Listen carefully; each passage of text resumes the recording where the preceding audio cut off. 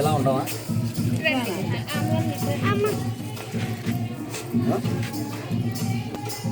రాము గారు, మరి మీరు ప్రభువైన యేసుక్రీస్తును సొంత రక్షణగా అంగీకరిస్తున్నారా?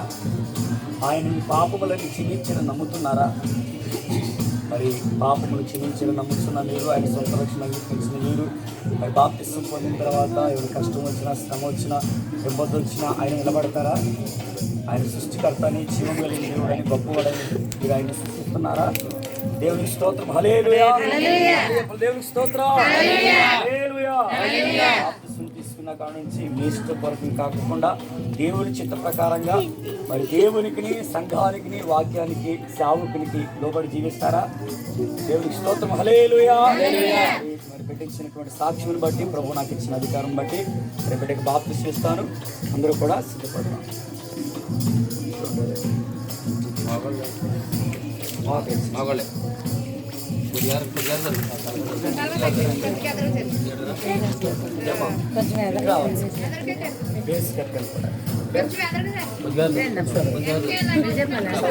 బాప్తిసాలు తీసుకున్న తోటి సరిపోద్దమ్మా, బాగానే ఉంది.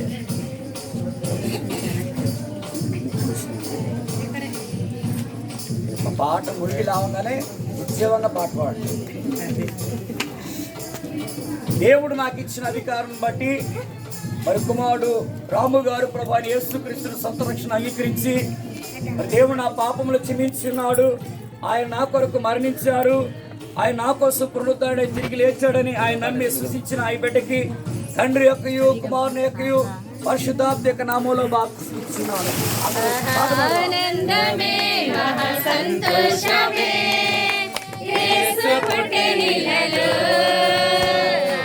ఆనందమే సంతోషమే యేసు పుట్టెనిలలో, ఆనందమే మహా సంతోషమే యేసు పుట్టెనిలలో, ఆనందమే మహా సంతోషమే యేసు పుట్టెనిలలో,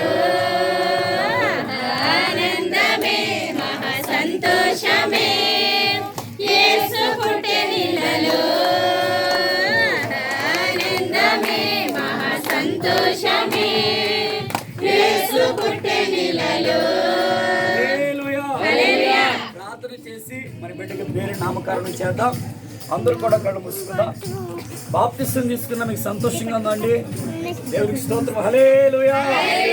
ప్రార్థన చేద్దాం. అందరూ కూడా కళ్ళు మూసుకున్నట్లయితే, మహోన్నతుడా, సర్వశక్తిమంతుడా, జీవాధిపతి, ఈ కుమారుడనైన ప్రభువా రాము గారిగా సమాధి చేయబడి, నేలలో సమాధి చేయబడి, పాతి పెట్టబడి, తన సమస్త పాపపు క్రియలన్నిటిని కూడా చంపివేసుకొని ప్రభువా బాప్తిసము ద్వారా ఒక నూతన జీవితాన్ని పొందుకున్నాడు ప్రభువా.